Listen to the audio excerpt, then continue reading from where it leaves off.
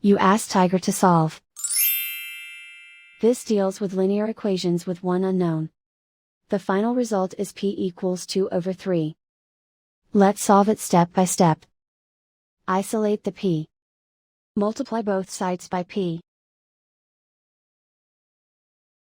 Multiply the fractions. Simplify the arithmetic. Swap sides. Isolate the p. Divide both sides by 6. Simplify the fraction. Find the greatest common factor of the numerator and denominator.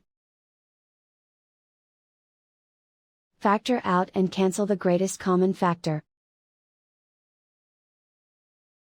And so the final result is p equals 2 over 3.